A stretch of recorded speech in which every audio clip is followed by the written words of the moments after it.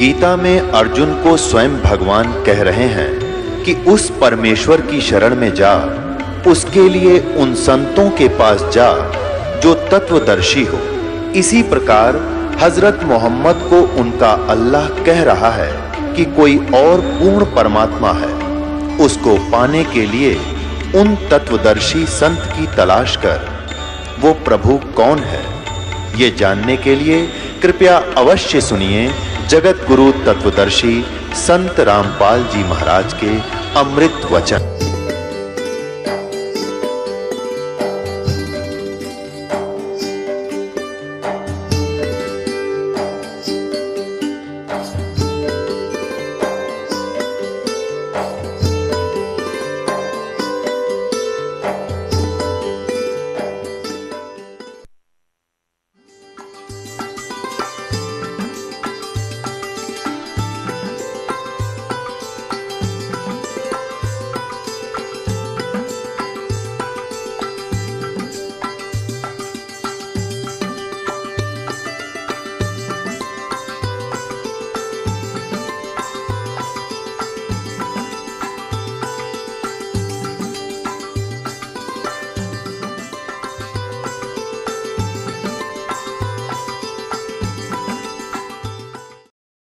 अपने आत्मा जैसे प्रधानमंत्री का कोई निकम्मा डले मार दे, प्रधानमंत्री कुछ ना कहे उनको, लेकिन पुलिस वाले उसकी बाँह पकड़ के ऐसा संवारेंगे, याद रखेगा।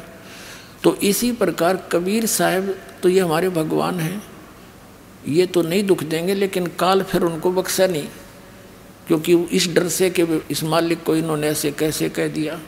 तो इसलिए ये सब खत्म हो जाएंगे बेटा, एक नियम है यहाँ का। अब तुम देख लो, लेकिन उस चोरी किए हुए धन को हम दान करेंगे, हम छुएंगे नहीं बेटा। इस नगरी को बसाना चाहते हो तो मांग लो। तो फिर मान गए वह। अच्छा माता जी, गुरुजी से बोल दिया महाराज सुबह भोजन करावाएंगे। अच्छा बेटा, बस कोई बात ना, सुबह खा लेंगे, तब भूख सी भी ना रही। अब कहने का भाव ये है कि दोनों पिता पुत्र चोरी करने चल पड़े। एक सेठ का जाकर वो उसमें सुराख कर लिया, अंदर घुसने का पाड़ ला लिया, सेंध ला दी उसमें। अब लड़का कहने लगा पिताजी आप बाहर खड़े रहो, मैं जाऊंगा अंदर, और मैं पकड़ा भी गया तो लोग मुझे बालक करके छोड़ देंगे, आप पकड़े गए तो इस सेठ का यहाँ के नवाब तक नाता है, आपको बहुत भयंकर सजा दिला देगा। सम्मन बोला बेटा, और तू तेरे को ये सजा दे दी तो मैं कैसे जीऊँगा ना, मैं जाऊँगा, मैं तो मर जाऊँगा, पर तू मैं आटा फेंक दूँगा, तू लेकर भाग जाना। तो सम्मन से वो नहीं मानना कि ना पिताजी मैं मेरे रहते तुम कैसे जाओगे। ऐसे कहते कहते अंदर घुस गया। सम्मन ने कहा बेटा थोड़ा सा लेना, 3 सेर, इससे ज़्यादा नहीं। अब लड़के ने अपनी फटी पुरानी चादर में आटा अंदाजा सा डाल लिया, 3 सेर, और बांध के गांठ चालन लग गया। बनिया जाग गया, वहीं सोया था। अब वो निकलने लग गया, नू उस सुराख के अंदर से पीछे तो पैर पकड़ के घसीट लिया, और इतने वो लड़का उस आटे को फेंक गया बाहर को। अब सेठ जी ने देखा, अरे तुम भगत को आओ और चोरी करो, देख पाटेगी ना पोल तुम्हारी। तब उसने कहा लाला जी जोर तो क्यों बोल रहे हैं, 3 सेर आटा लिया हमने, हमारे गुरुजी आ रहे थे, हमारे को किसी ने मांगा दिया नहीं, तेरा उधारा दे देंगे। और अच्छा वो गुरुजी चोरी कराते हैं, और तेरे की पता चला इसकी जड़ का, वो चोरी कराने आते हैं। अब सेऊ ने सोची देख अब यह और बात बिगड़ गई, गुरुजी को भी सजा दिवाऊंगे तो बड़े नकम्मे आदमी भाई। उधर से फिर सम्मन लेकर आटे को गया। नेकी ने पूछा पुत्र कहाँ है। उसने बताया कि वो तो लाला जी ने पकड़ लिया और बांध दिया खंभ के। अब नेकी ने क्या सोचा कि देख कैसा जुल्म होगा गुरुजी के साथ, लोग लड़के ने पहचानेंगे कि ये सम्मन का लड़का है, और फिर यहाँ आएंगे न्यों कहेंगे ये इनके गुरुजी चोरी कराते हैं। तो वो क्या कहने लगी कि तू वापस जा, और ये चक्कू ले जा लंबा सा, करद थी इतनी लंबी हो रही है वृक्ष काटने की। नो बोली जाकर लड़के का सिर काट लिया। एक बात बाहर करने के बहाने बाहर गर्दन निकलवा लिए और सिर काट लिए। फिर सेठ इस बालक ने घर नहीं रखा, घर पे क्षण मना होगा किसी का, किसका सही सिर, किसका है ये सब। और लाला जी घर रखे कोई ना कि मर्डर का केस लगेगा उस पर, तो ऐसे कर दे। वो लेकर कर्द वापस चला। उधर से उस लड़के के मन में यह प्रेरणा कि तो जुल्म होगा, कल गुरुजी को तो सजा दिलाएंगे निकम्मे, और इस कारण से हम बच सकते हैं। तब सम्मन आया और कहा, सेऊ बेटा एक ज़रूरी बात है, तेरे कान में बताऊंगा, गर्दन बाहर निकाल ले एक बार, लाला जी से प्रार्थना करके। अब सेऊ ने कहा, लाला जी बाहर मेरा पिता खड़ा है, कोई ज़रूरी काम बताओ है और मुझे एक बार बात कर लेने दे। सेठ बोला, तू भाग जाएगा? अक नहीं, कसम मुझे, मेरे रस्सा ढीला कर दे पैर पग बांध के, और फिर भाजूंगा नहीं, सिर्फ बात करूँगा। सेठ जी ने सोचा, ले कर लेने दे बात। ढीला रस्सा कर दिया, उसे उन्हें बाहर सिर निकाला। अब पिताजी था हाथ पाछे का पीछे रह गया, छुपा रखी थी वह छुरी, करद छुपा रखी थी काटने की, नहीं हाथ उठा आगे को।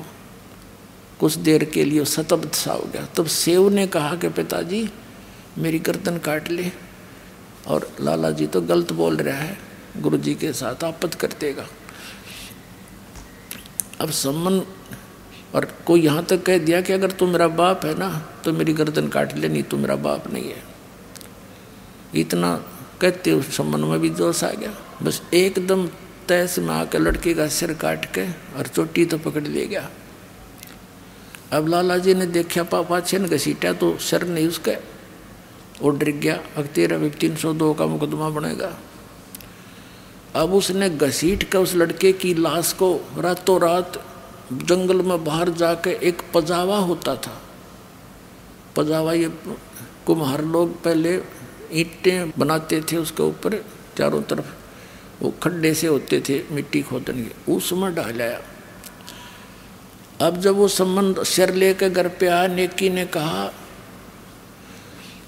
कि कर ले, कहाँ ठीक है, रख दे इसको, अलमारी में रख दे और वापस जा। नेकी बोली वापस जा, लाला जी उस लाश को घर नहीं रखेगा, वो किधर बाहर घेर का होगा। और उसकी घसीट देख कर, उसकी लकीर देख कर, लाइन देख कर जाना तो चिन्ह के साथ साथ।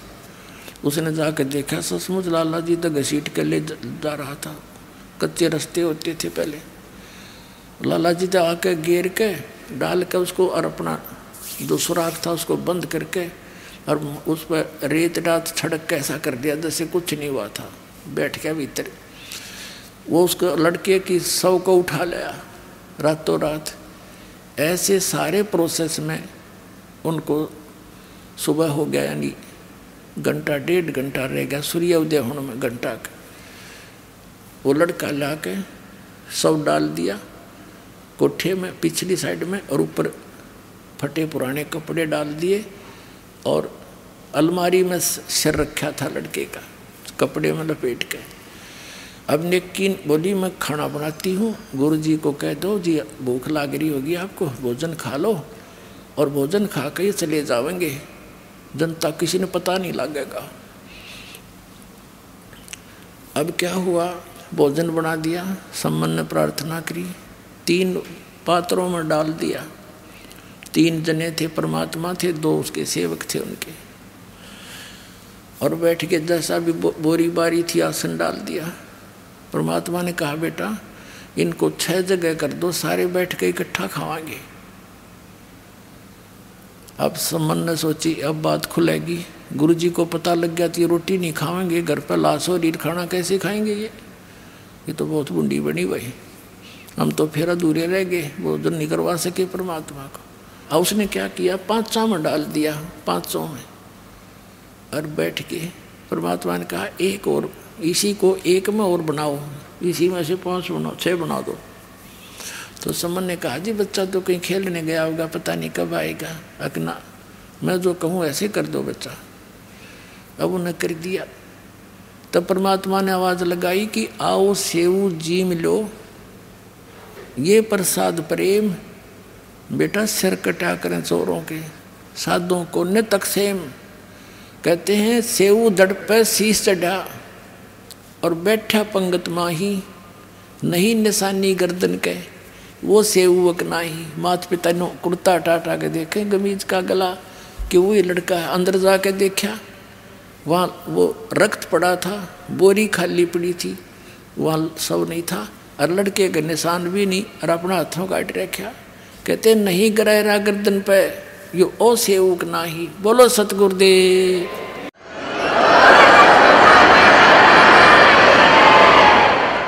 कहते हैं कबीर साहब, गरीबदास साहब जी लिखते हैं कि 56 भोग दिए धनी ने और करे सम्मन के ठाठ, 1 नंबर का सेठ बना दिया उसी जीवन में परमात्मा ने। कहते नुक्ते ऊपर रिझ जाएगा रे, करोड़ कर्म जल जा तुम्हारे। बोलो सतगुरुदेव।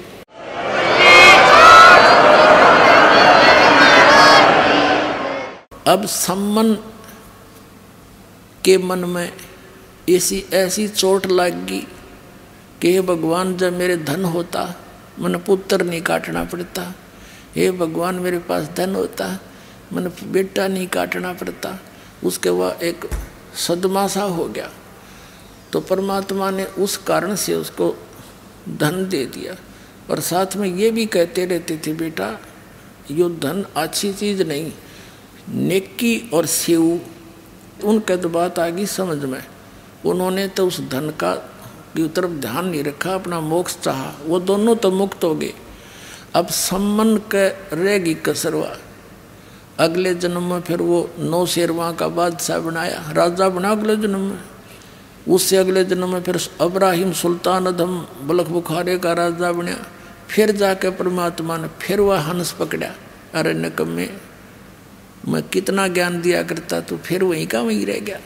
तो पुण्यात्माओं इन सारी कथाओं को, ये कोई डूम बाट के गीत नहीं, ये परमात्मा के चरित्र हैं। इनको सुनने से भी पुण्य होता है, इनके अनुसार आचरण करने से लाभ होगा।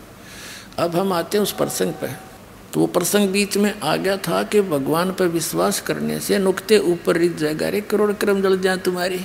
इस जन्म में आपने सारा सुख भी देगा और मोक्ष भी देगा, पर इस माया को दुरुपयोग, इसके ऊपर आसक्त ना हो जाना, नया लेकर डूब जाएगी आपको। इसलिए कबीर साहब कहते हैं माया दासी संत की ओ भई दे आशीष, बिलसी और लातों छड़ी सुमर सुमर जगदीश। इसको अपना प्रयोग करें ढंग से। अब क्या बताते हैं, धर्मराय दरबार में देई कबीर तलाक, मेरे भूले चुके हंस को तू पकड़िए मत कजाक। कजाक ए निकम्मी आत्मा, ए निकम्मे, जैसे ने कहा ना बड़ा अफसर छोटे को और खबरदार देते ने ऐसा कर दिया तो कहता है जी सर, अगर नहीं जी ऐसा नहीं करूँगा।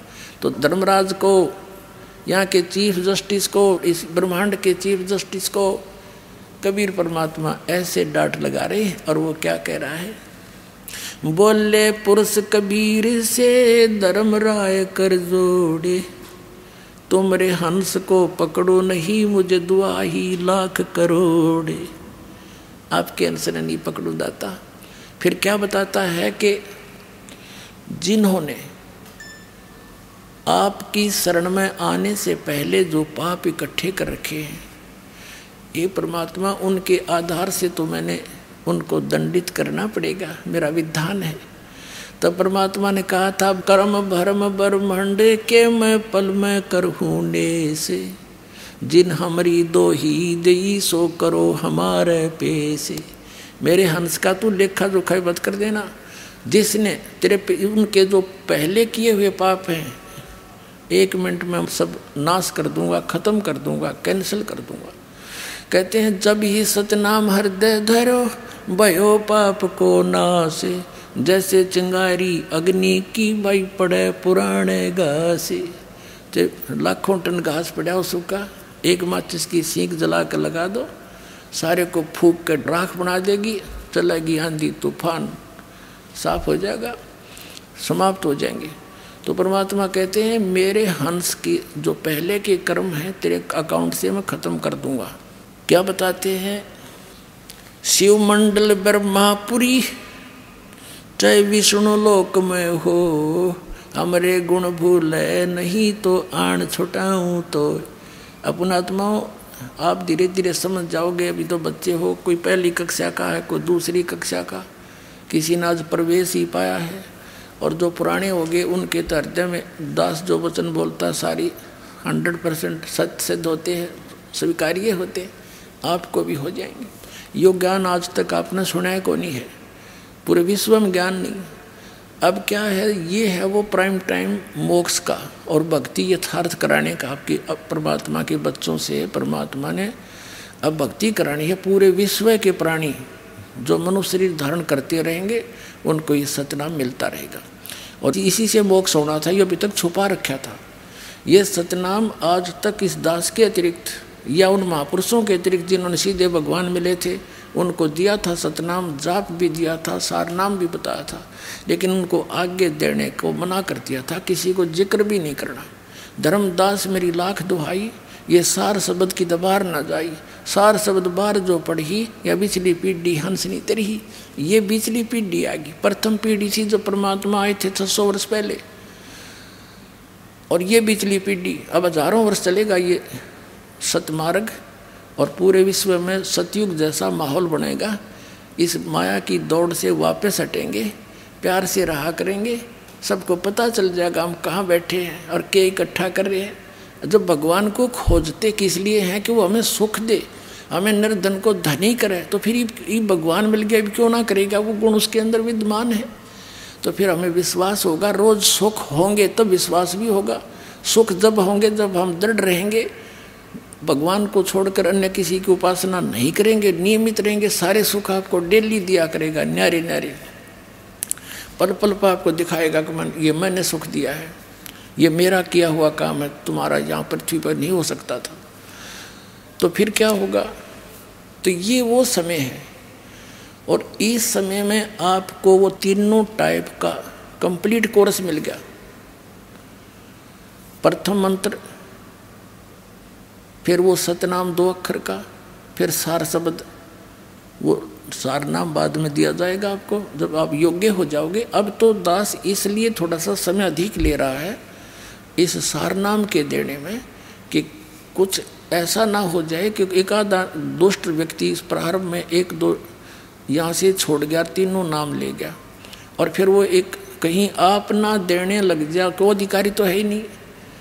इसलिए थोड़ा सा डिले कर रखा था कि इनको पूरा विश्वास हो जाए। धीरे धीरे 2-3-4 वर्ष के बाद देता हूँ। आने वाले समय में जब पूरे विश्व में एक रस हो जाएंगे, अब जैसे 4 महीने के बाद सतनाम दिया जाता है और फिर 1 वर्ष के बाद आपको सार नाम दे दिया करेंगे और पहले भी समय रख दिया जाएगा। तो इस प्रकार ये बहुत सारा काम सुचारू और सुनियोजित तरीके से परमात्मा करें। तो अब जो आप पार हो जाओगे, आप तो गए सतलोक में, और जो पार नहीं होंगे, जो पार नहीं होंगे वे महामार खाएंगे। वो कैसे मार खाएंगे? जैसे आप प्रथम मंत्र जाप करते हो जिसमें फर्स्ट एंड लास्ट मंत्र छोड़कर बीच के 5 मंत्र हैं, ये यहाँ के इन प्रधानों की मजदूरी है, इनके सत्र का ये भक्ति धन है। तो इस जैसे गणेश जी का मंत्र आपको दिया जाता है, विष्णु जी का लक्ष्मी जी वाला मंत्र दिया जाता है, और इस सावित्री ब्रह्मा जी वाला, और शिव और पार्वती वाला, दुर्गा वाला, ये मंत्र आपको दिए जाते हैं। इनके कुछ अंश तो आपको यहीं पर यहाँ मिलते रहेंगे, देंगे यही, लेकिन देंगे आपके इस भक्ति के धन के प्रतिफल में। फिर आपके पास इनके अकाउंट में, इनके बैंक में घना धन बच जाएगा, आपका पार नहीं होता है। तो फिर ये क्या करेंगे? पहले आप जाओगे गणेश जी के लोक में, वहाँ अपना सारा पुण्य उसके सत्र का खत्म करके फिर आपको भेजेगा ब्रह्मा जी के लोक में, वहाँ देवता बन जाओगे। वहाँ पुण्य खत्म करके फिर जाओगे विष्णु जी के लोक में, विष्णु जी के उस मंत्र का कमाई आपकी खत्म हो जाएगी, फिर जाओगे शिव के लोक में, वहाँ गण बन जाओगे, देवता स्वर्ग में, वहाँ स्वर्ग है, उनके अलग से रेस्टोरेंट है और वो आपसे चार्ज करते हैं। जैसे रेस्टोरेंट वाला किराया न्यारा लिया करे और खाने का न्यारा उसमें दुगना तिगुना जोड़ के आपसे लेता, ऐसे वहाँ ये रेस्टोरेंट है इनके। फिर वहाँ ख़त्म होने के बाद दुर्गा जी के लोक में, वहाँ देवता बनोगे और जब आप हो जाओगे कंगाल, आपको नरक में, नरक से पीछा छूट कर फिर आपको पृथ्वी पर कई हजार वर्षों तक, और फिर सतनाम का जो रह गया और सार नाम की कमाई आपको मिल गई, वो नहीं पार हुई। ये नहीं है कि सार नाम मिल गया पार हो गए, अंतिम सांस तक मर्यादा में रहोगे तब पार होगे। तो फिर उनको उसके लिए इस काल ने क्या कर रखा है, इस ब्रह्मलोक के अंदर एक ब्रह्मांड में नकली सतलोक, अलखलोक, अगमलोक, अकैलोक बना रखे। तो आपके उस भक्ति धन को वहाँ नाश करवाता है। तो इस प्रकार वो प्राणी तो हजारों युगों तक नीचे नहीं आवेगा, कति चूस के उसको भक्ति धन नष्ट करके थोड़ा बहुत बचे हुए को यहाँ पटक देगा, फिर यहाँ पृथ्वी का राजा बन जाएगा, फिर नरे पाप कमाओगा और फिर गधा बन जाएगा। तो यह विरान माटी होगी जो ईब फिसल गया। तो सावधानी बरतियो और चलो सतलोक में। बोलो सतगुरुदेव।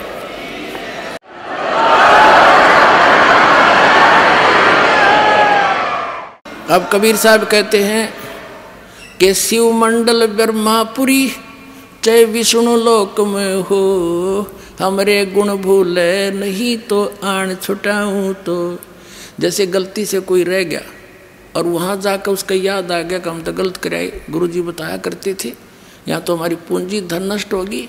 अगर वहाँ भी आप पुकारोगे मालिक को, कहते वहाँ से भी छुटा लाऊंगा तुमको और पुनः फिर भक्ति प्रारंभ करा दूंगा। इतना समर्थ है ये परमात्मा।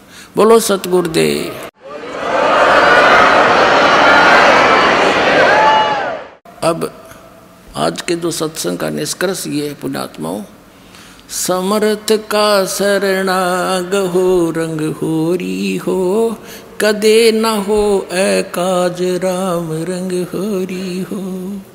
तो इस समर्थ की शरण में रहना आखिरी सांस तक, आपके 101 पीढ़ी पार होगी, ये लिख लेना बेशक। बोलो सतगुरुदेव।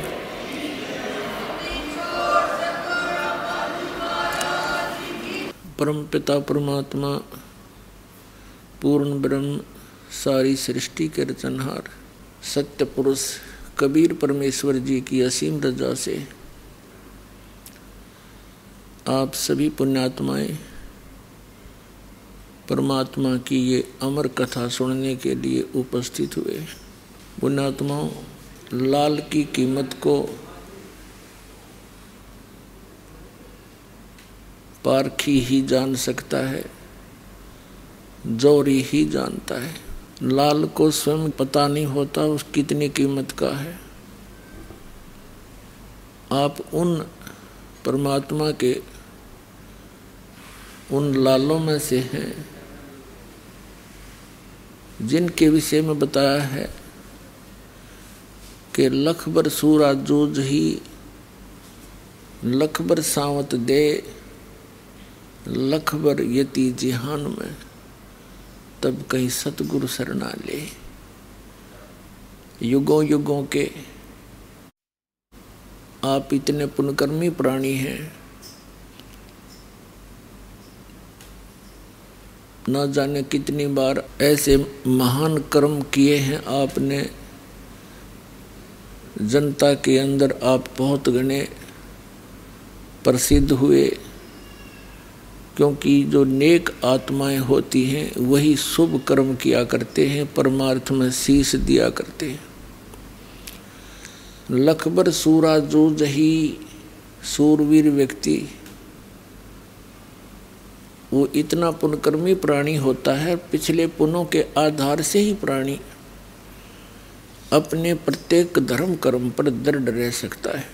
जो सूरवीर व्यक्ति होता है वो अधर्म करता नहीं, अधर्म सहन भी नहीं करता और अत्याचार अन्याय के विरुद्ध वो अपना शरीर भी न्योछावर कर देता है, संघर्ष करते करते। तो वो पुण्यकर्मी प्राणी ही ऐसे कर्म किया करते हैं। लख भर सूरा जूझ ही सूरवीर व्यक्ति युद्ध के अंदर बैक नहीं हुआ करता, लेकिन वो युद्ध बकवादों में नहीं करता।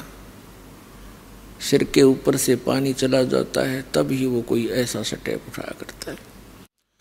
फिर बताते हैं कि लख भर सूरा जूझ ही लख भर सावत दे। अब तो पृथ्वी पर शायद ही कोई व्यक्ति हो, क्योंकि कलयुग का ये बहुत खराब समय चल रहा है। इसमें ऐसे व्यक्तियों का जन्म शायद ही हो। पहले बहुत होते थे। जिस व्यक्ति के दोनों हाथ घुटनों से नीचे तक लंबे हों या एक हाथ हो, उनको सावत बोला करते थे। वो बहुत पुण्यकर्मी प्राणी होते हैं और वो भी बहुत धार्मिक होते हैं, सहनशील होते हैं, कभी किसी को कष्ट नहीं देते और राज्य पद पर भी प्राप्त हो जाते हैं तो भी वो जनता को अपने बच्चों की तरह रखा करते हैं। फिर लख भर यति जहान में, यति जैसे हनुमान जैसे यति, ये सुखदेव जैसे यति, यानी अपने आजीवन ब्रह्मचारी रहे, जैसे यति पुरुष में भी यही गुण होते हैं। जैसे हनुमान जी थे, यति पुरुष थे, उनके अंदर स्वार्थ नहीं होता, परमार्थ में ही वो अपना सब जीवन व्यतीत करते हैं। श्री रामचंद्र जी का उसका कोई रिश्तेदारी नहीं थी। उन्होंने देखा भी एक आदमी जंगल में है, इसकी पत्नी ठाली, नालायक ने किसने ठाई। पहले तो उसकी खोज करी, फिर उसकी देही तोड़ी और बगैर किसी स्वार्थ के उनके साथ रहे। तो यहाँ बताते हैं कि लख भर सूरा जूझ ही लख भर सावत दे, लख भर यति जहान में। ऐसा परमार्थी व्यक्ति लाखों बार रहा हो तब सतगुरु शरणा ले। आप उन पुण्यकर्मी प्राणियों में से हैं कि परमात्मा ने आपको शरण में ले लिया। अब आप क्या हो गए उसकी भी बताते हैं। गोरख से ज्ञानी घने, सुखदेव यति जहान, सीता सी बहु भारिया, संत दूर अस्थान। अब परमात्मा की शरण में आने से आपकी कितनी वैल्यू होगी। कहते हैं गोरखनाथ जी सिद्ध पुरुष थे और उसने इस काल की साधना करके इतनी सिद्धि प्राप्त कर ली थी। एक बार उसने एक पहाड़ी को अपने वचन से सोना बना दिया था, पत्थर को, और भी कई ऐसी जंतर मंत्र करके बहुत बड़े प्रसिद्ध हो गए थे। तो परमात्मा मिलते हैं अच्छी आत्माओं को, जैसा कि आपको बहुत बार बताया है वेदों में। ऋग्वेद मंडल नंबर 9 सूक्त 86 के मंत्र 26 और 27 में, ऋग्वेद मंडल नंबर 9 सूक्त 82 मंत्र 1, 2, 3 में, और भी अनेकों स्थानों पर ये परमात्मा की लीला में लिखा है कि वो ऐसे लीला करता है। सतलोक में रहता है, ऊपर तेजों में, सतलोक पर, वो तेजों में जो सतलोक है वो भी सौ प्रकाशित है, जैसे हीरे और मणि अपने आप प्रकाशित होते हैं। वो एक भूमि है, एक पृथ्वी है सतलोक, और उसमें वहाँ परमात्मा रहता है एक बहुत बड़े गुम्बज में, बहुत बड़े, और सिंहासन पर विराजमान है, मनुष्य सदृश है, सिर पर मुकुट है, ऊपर सफ़ेद छत्र है दाता का। वो कबीर परमात्मा जिसको सतपुरुष भी कहते हैं, सतपुरुष, अमर पुरुष और परम अक्षर पुरुष, परम अक्षर ब्रह्म, ये तो इनकी पदवी के नाम हैं और उनका वास्तविक नाम, शरीर का नाम कबीर है, कबीर देव, कबीर साहब। जैसे अपने देश के प्रधानमंत्री जी का शरीर का नाम अन्य होता है, प्रधानमंत्री, प्राइम मिनिस्टर, ये उनकी पोस्ट के नाम होते हैं। तो वहाँ ऐसे रहता है और वहाँ से चलकर आता है, गति करके आते हैं, अच्छी आत्माओं को मिलते हैं और उनको फिर अपनी यथार्थ जानकारी देते हैं, जहाँ से हम आए थे वह वापस जाने की, इस गंदे लोक से जन्म मृत्यु के रोग को कटवाने की वो जानकारी स्वयं देते हैं। तो वो परमात्मा ऐसे ही अच्छी आत्माओं को मिलते हैं। गोरखनाथ जी को मिले। गोरखनाथ जी पहले तो गोष्ठी कह रहा था, मैं ज्ञान चर्चा करेंगे। जब परमात्मा ने उसको ज्ञान चर्चा के लिए जब शुरुआत की तो परमेश्वर ने अपनी जानकारी देनी चाहिए कि मैं परम अक्षर ब्रह्म हूँ और मैं अविनाशी हूँ, या गोरखनाथ के गले नहीं उतरी। तब गोरखनाथ जी ने कई और अटपट किया, परमात्मा ने उसको हर प्रकार से फेल करके फिर अपनी शरण में लिया। तब गोरखनाथ जी ने परमात्मा की शरण ली थी, कबीर परमेश्वर की, और परमेश्वर से ज्ञान प्राप्त करके इस ज्ञान के आधार से, और परमात्मा ने उसको सतनाम दिया था, सारनाम नहीं दिया, क्योंकि वो तो अंतर्यामी है। वो जानते हैं कि कौन बिगाड़ कर सकता है, कौन नहीं। जैसे आदरणीय धर्मदास साहिब जी को ये कंप्लीट मंत्र दिए थे, सारनाम भी, सतनाम भी और प्रथम मंत्र भी।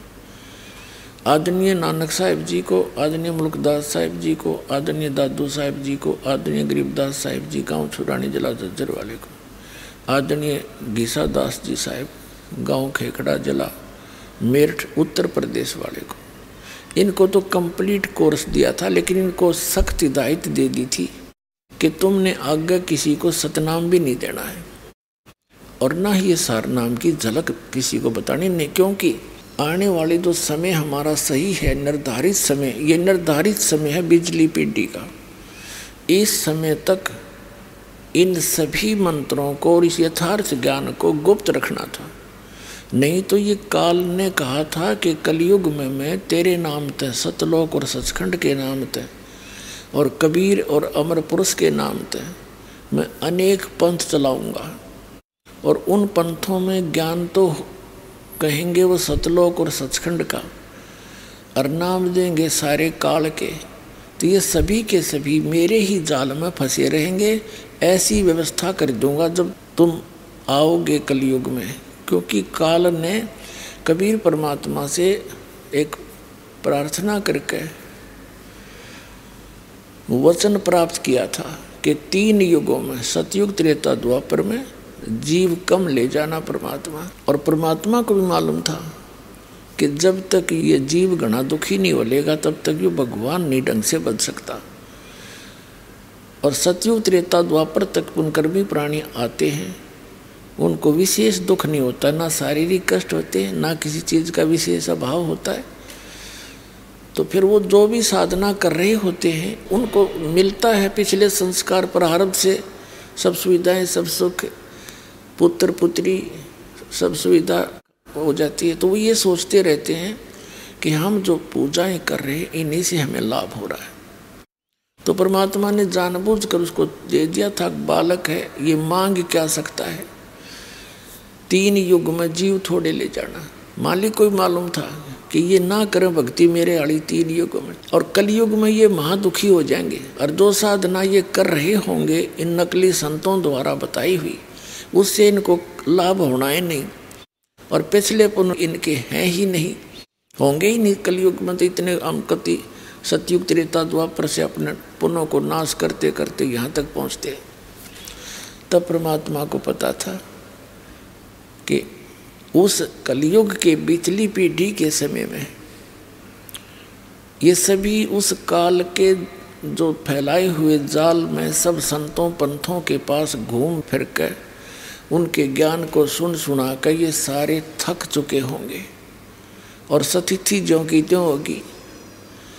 जैसे ये जय गुरुदेव पंथ का प्रवर्तक श्री तुलसीदास जी थे, ये मेरे ख्याल में 70 साल तक सत्संग कर गए, 70 से भी ज़्यादा कर गए होंगे। और जब से सत्संग करने लगा, जब से न्यों करने लगे थे, हम तो छोटे छोटे ही थे जब सुना करते जय गुरुदेव सतयुग आओगा, जय गुरुदेव सतयुग लाओगा। वो सतयुग तो है ना, घोर कलयुग ला गए वह। और आप भी चले गए ब्रान माटी करवा के।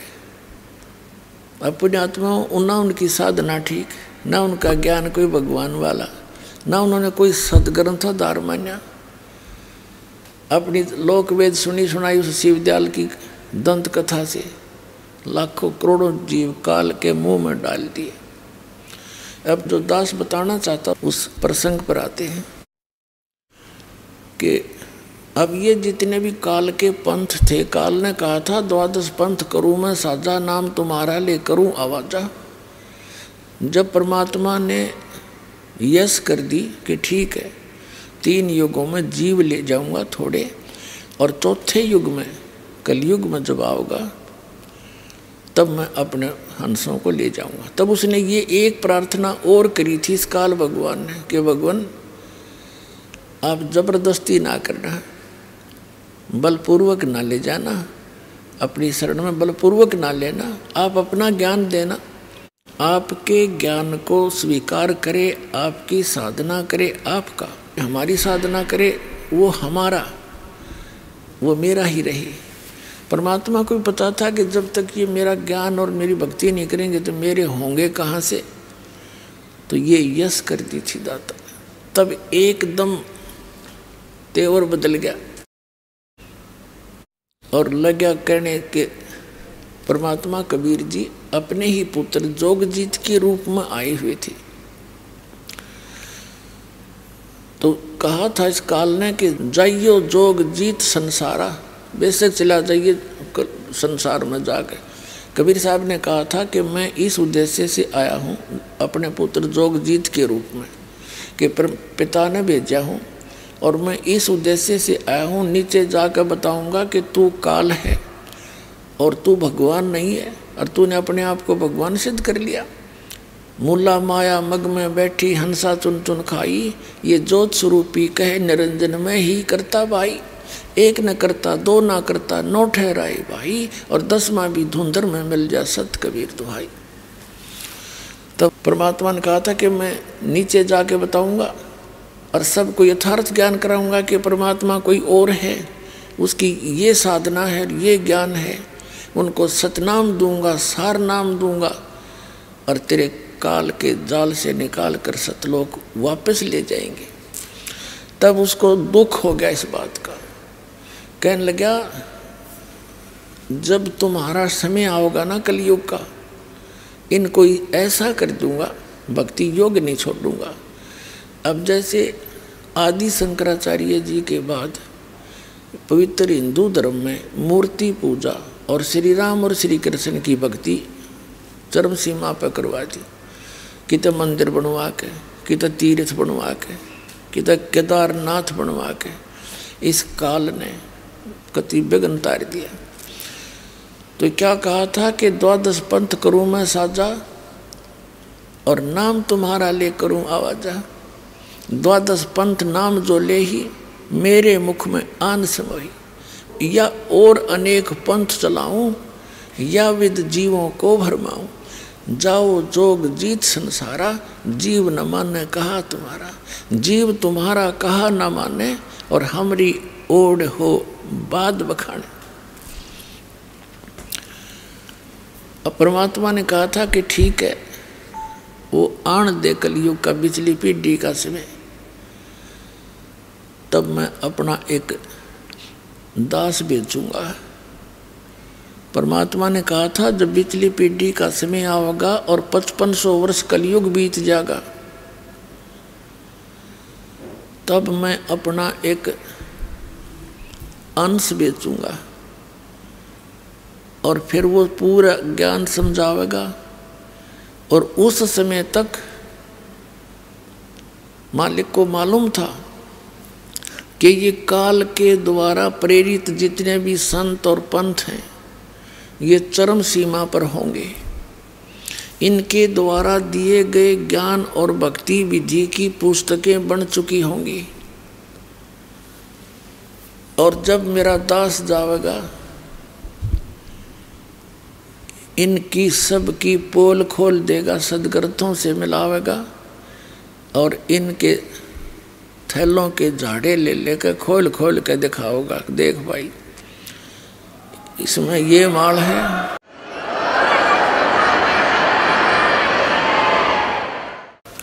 असली और नकली की पहचान करा के और मेरे बच्चों को मेरी शरण में लावेगा।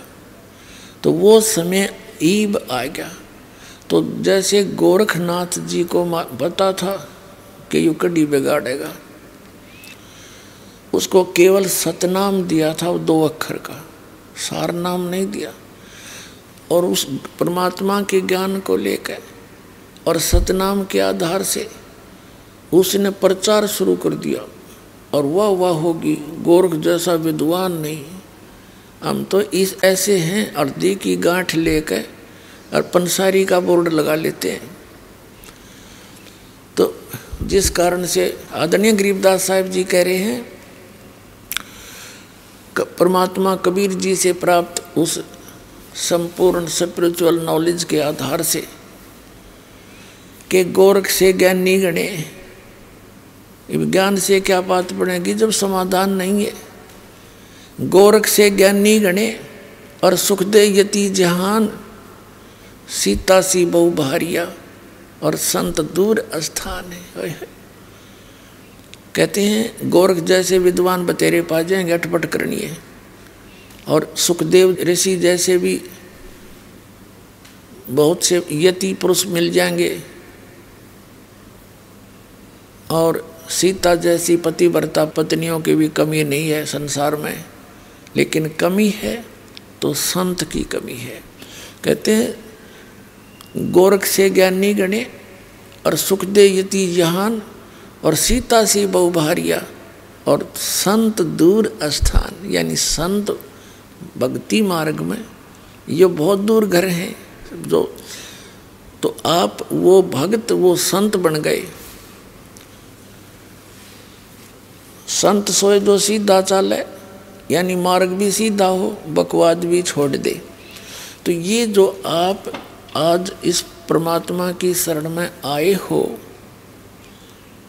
इससे पहले तो आप कैसे थे? लखबर सूरा जूझ ही लखबर सामत दे,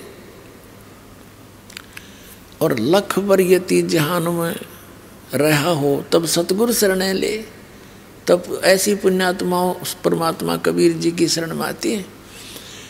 और फिर क्या बताते हैं कि उसकी जब शरण में आने के बाद फिर आप क्या बन गए? गोरख से ज्ञानी गणे, सुख दे यति जहान और सीता सी बहु भारिया, संत दूर स्थान। आप उन संतों में से हो गए जो पूर्ण रूप से कंप्लीट कोर्स प्राप्त हो गया। तो आपको जो लाभ होगा, आपका जो जीवन सफल होगा, उन महापुरुषों का भी नहीं हुआ जो बहुत महिमा प्राप्त करके संसार में प्रशंसा के पात्र बनकर चले गए। तो आप परमात्मा के उन लाडली आत्माओं में से हो जिनके विषय में क्या कहते हैं, जिनके विषय में कहते हैं परमात्मा साधों से ती मस्करी, ये चोरों नाल खुशाल, मल अखाड़ा जीतेंगे ये युगन युगन के माले। कहते हैं हम जो सही मार्ग बताते हैं संत भक्त, उनके साथ तो ये जनता भोली भाली मजाक करती है, मस्करी करती है। और इन चोरा नाल खुशहाल ये नकली संत पंथों के साथ कहते इनमें बड़े खुश होकर नो श्रद्धालु बने बैठे, कोई ऑब्जेक्शन नहीं। और जब ये बताया जा रहा है कि ये मार्ग गलत है, तुम्हारी साधना गलत, तुम्हारा ज्ञान गलत है, रुक के मार रहा दास की इतने दिन आवाज़ लगा रहा, 15 साल हो गए, और फिर भी जू ना रेंगती, उन झूठों के ऊपर विश्वास करें बैठे। और मेरे दास का क्या उद्देश्य है? और नहीं तो ये संत जवाब दें, अगर रामपाल झूठ बोल रहा है एक शब्द तक कह के दिखा दो और प्रमाण दे दो मैं झूठ बोल रहा हूँ। घेरे बैठी थी, जनता को बर्बाद कर दिया।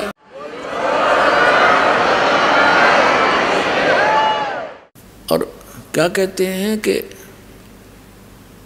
साधों से ती मस्करी, और इन चोरा नाल खुशाल, मल अखाड़ा जीतेंगे ये युगन युगन के माल। आप कोई आज के नहीं लग रहे, असंख्य युगों से आप भक्ति की प्रेरणा में कहीं ना कहीं भटक रहे हो। परमात्मा आते हैं, चारों युगों में आते हैं। चारों युग में संत पुकारे, कूक कहा हम हेल रे, हीरे माणिक मोती बरसे, ये जग चुगता ढेल रे। परमात्मा कबीर जी बताते हैं कि हम चारों युगों में आए। सतयुग में सत सुकृत कह टेरा, त्रेता नाम मुनींद्र मेरा, द्वापर में करुणा में कहाया, कलयुग नाम कबीर धराया। चारों युग में संत पुकारे, यानी जिन पुण्यात्माओं को परमात्मा कबीर जी परमेश्वर सतपुरुष आकर मिले, उन्होंने फिर उस परमात्मा के ज्ञान का जन जन तक कोशिश की पहुंचा दूं। जैसे आदरणीय नानक साहिब जी को स्वयं परमात्मा सतपुरुष आकर के बेई नदी से लेकर गए सचखंड, 3 दिन तक उनको अदृश्य कर दिया, गुप्त कर दिया उनके शरीर को, और सब लोगों से सब सतिथि से परिचित करा कर वापस छोड़ा। आंखों देख कर परमात्मा की महिमा को, ऊपर के नज़ारे को, और गरीबदास साहिब जी को भी ऐसे लेकर गए थे। तो इन महापुरुषों ने फिर वापस आकर सत संसार में सब लोक लाज सब मर्यादाएं तोड़ दी, क्योंकि ये दृढ़ भक्त होते हैं और इनको कंप्लीट कोर्स दिया था। इन्होंने कभी किसी, परमात्मा ने कहा था भी जिक्र नहीं करना, इन्होंने किसी को छींट भी नहीं लगने दी उस माल्य के 3 मंत्रों की, क्योंकि अगर वो पहले बता जाते थे या बात बिगड़ जाती। ये काल के दूत यही नाम देते पाते गुरु ग्रंथ साहिब मत नोट करके हैं। और ये अधिकारी थे नहीं, अधिकारी तो दास भेजा मालिक ने बना के कलयुग में।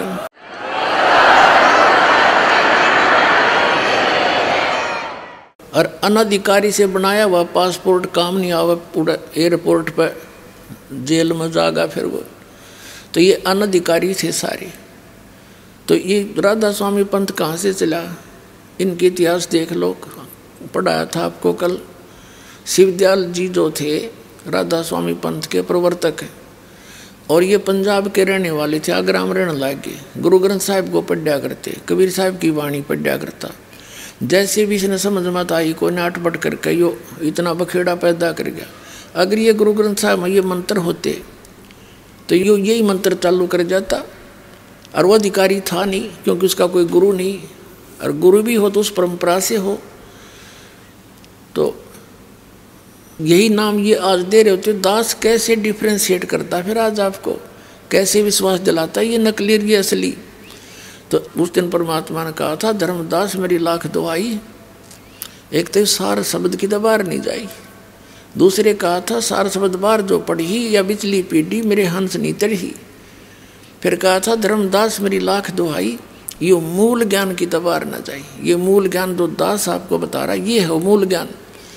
कबीर साहब ने कहा कि 33 अरब ज्ञान हम बाख्या, ये मूल ज्ञान अभी तक गुप्त ही रखा। इसको गुप्त रखा हुआ था, किसी का छीट नहीं लगने दी। ना कबीर पंथियों को पता, औरों को तो पता होगा कहाँ से इस पवित्र ज्ञान का। और कबीर सागर पढ़े, इनका समझ बनाया कुछ भी। गीता के पढ़ने वालों को गीता का ज्ञान नहीं, वेदों को पढ़ने वालों को वेदों का ज्ञान नहीं, गुरु ग्रंथ साहिब को पढ़ने वालों को गुरु ग्रंथ साहिब का ज्ञान। उसमें कहा क्या जा रहा है। और पवित्र बाइबल के पढ़ने वाले बाइबल का ज्ञान नहीं, वो निराकार बतावें। गॉड इज फॉर्मलेस, और पवित्र बाइबल में लिखा है भगवान मनुष्य दृश्य है, उसने अपने जैसा मनुष्यों को अपने स्वरूप के अनुसार उत्पन्न किया। तो खाक समझा इन नक्षद ग्रंथों को। तो दास पर दया करी परमात्मा ने, क्योंकि ये सभी उसी के बच्चे हैं, चिट्टी से लेकर हाथी तक। पूरी पृथ्वी पर जितने मानव हैं ये सभी प्राणी उस कबीर परमात्मा के हैं, और हम तत्व ज्ञान से अपरिचित होकर के न्यारे न्यारे कर दिए इन्होंने। अब हम उसी प्रसंग पर आते हैं कि क्या बताते हैं परमात्मा कि जिन महापुरुषों को परमात्मा मिले उन्होंने इस ज्ञान को कति गुप्त रखा, ये नाम नहीं बताए। जैसे आदरणीय नानक साहिब जी, ये स्वयं वो मंत्र जाप करते थे सतनाम के 2 अक्षर का। आपको बहुत बार दिखाया है जन्म साखी भाई बाला वाली। जो जन्म साखी भाई बाला वाली हैं ये एक बहुत प्रमाणित रिकॉर्ड है, क्योंकि भाई बाला जी जो थे नानक साहिब के साथ रहे थे, और जो भी उनकी वार्ता जो लीला उन्होंने की वो उसने आंखों देखी लिख रखी। तो समुद्र की साखी में उस 2 अक्षर के नाम का प्रमाण है, और पूरे सिख समाज में उसकी छींट भी नहीं है, क्योंकि उनको सख्त हिदायत थी कि ये नाम अभी किसी को बताना नहीं।